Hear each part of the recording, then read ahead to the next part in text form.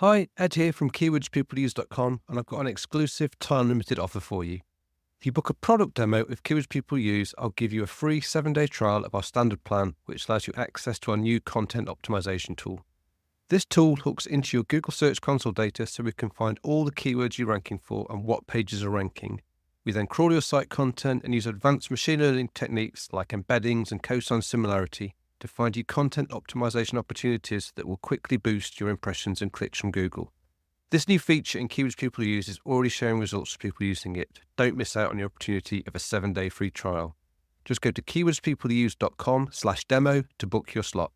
That's keywordspeopleuse.com/demo. You'll find the link in the show notes of this episode.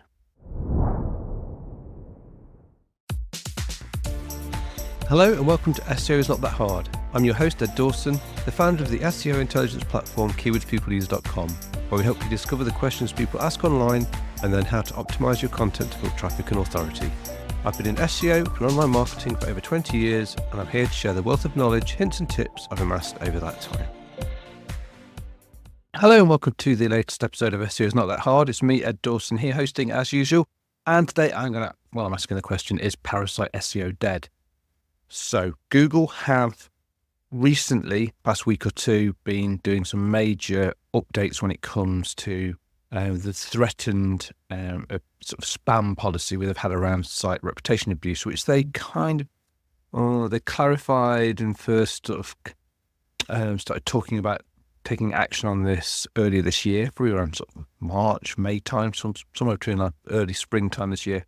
And basically, this is the problem that people have been complaining about for many years, that sites with very big sort of domain authority, sort of very authoritative sites, online search, like lots of newspaper sites, lots of big media sites, any site that's really well known and has got a huge amount of domain authority, started several years ago putting on content that's unrelated to their site, that's often heavily affiliate monetized or display advert monetized. So basically they are using the fact they've got these very authoritative sites to start creating content outside of their kind of normal sort of topic areas, basically purely to try and benefit and rank pages, because they can use the power of their domain to make these pages rank and then heavily monetize them.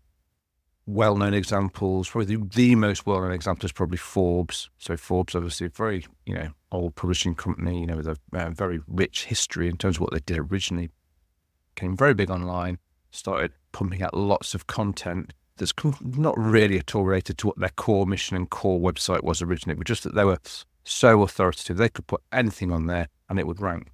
And most of these sites haven't been writing the content themselves. This is the issue Google have had, that this content is actually being written by third-party companies, third-party providers who are partnering with these domains to have whole sections of their site just have, essentially rented out to another company that can put content on there and it will rank and, then they'll monetize it. So mainly with affiliate. Now, this is what's known as Parasite SEO within the community, whereas Google, they call it site reputation abuse. Now, they said earlier this year, early 2024, that they were going to deal with this algorithmically, but it appears they've had a lot of trouble doing this because not a lot happened. There were a few cases where sites were penalized earlier in the year, but the big ones, especially ones like exactly Forbes is the big sort of £200 gorilla in the room here, weren't hit, and people were thinking, can Google not do this? Are they ever going to do this? Is it all just noise? But this past week or so, a lot's been happening here. And Google have actually, if anything, further strengthened their spam rules around it. So they're now saying that, earlier this year they were saying if there was a lot of first-party involvement, i.e. the site that owns a domain, if that company had a lot of involvement in the content editorially that these third parties were providing, then they might let them get away with it. But now they seem to have changed that and saying Google, no amount of first-party involvement justifies third-party content abuse. And the policy update is specifically defining site reputation abuse as publishing third-party pages to exploit a host site's ranking. And they're also saying that it doesn't seem to be algorithmic. Google will evaluate violations case by case, not taking site claims about content production at face value. So they're essentially saying we're not trusting the domains if they just say, "Oh yeah, we're putting first party editorial in." They're really being tough on this, and there's been a whole load of manual actions gone out, and a whole load of sites have been killed in the SERPs. And unless they're the entire site, Google do seem to be trying to target this just down to the areas of sites which are, essentially being rented out for this purposes of, ranking. So let's look at the policies details, what Google does and doesn't say is a violation. So in terms of what is a violation, Google has outlined several examples of policy violations, which include educational sites hosting third-party payday loan reviews, a medical site that publishes unrelated content about casino reviews, a movie review site which features content about social media services, a sports website that would host third-party supplement reviews without editorial oversight, and news sites publishing coupon content from third parties without proper involvement. Okay, so these is all where essentially these sites have essentially said to a third-party supplier, here, you can put your content on usually it's a subfolder of that site, and you can put whatever you want on and benefit from our site reputation. Now, there are things that Google says isn't a violation, so they do acknowledge that there is a difference between what is an abusive practice and what is legitimate third-party content, because it's not completely illegitimate necessarily to have third-party content on your site. It can make sense. So they've given some acceptable examples, which include wire services and syndicated news content, user-generated content on forum websites, editorial content with close host site involvement, properly disclosed advertorial content, and standard advertising units and affiliate links. So what Google aren't saying is, you can't use properly syndicated third-party content. They're not saying you can't use user-generated content. They're not saying you can't have proper editorial control. And they're also saying it's fine to have advertorials, because that is for years, newspapers did this before the web came along, but it were always clearly said this isn't advertorial. This is not editorial. We're being paid to say this. And that gives people the ability to sort of think, right, okay, I know I'm reading an advert here. It might look like editorial content, but it's clearly labeled as advertorial. So you know that you can take it with a little bit of a pinch of salt. And they're also saying, standard advertising units and affiliate links is normal within content. So it's not anti-affiliate. It's not anti-advertising. They're not saying that people can't monetize their content. They're just saying it really has to be your content and not a third party that's just using your domain, your domain authority to get boosted content, which is completely unrelated to what you're doing. Now, how does this impact the industry as a whole? Well, obviously, these sites, especially ones like Forbes, were making millions and millions of dollars a year out of this. And they had, the companies that were providing this content have huge staffs. We're talking thousands of people jobs here. All of a sudden, then this is just demonetized. So this means lots of people working for those companies are very unfortunately going to lose their jobs, which is not something to celebrate. Okay. This is the law of unintended effects, really. I think, especially with the power Google has. But I think there is a but here.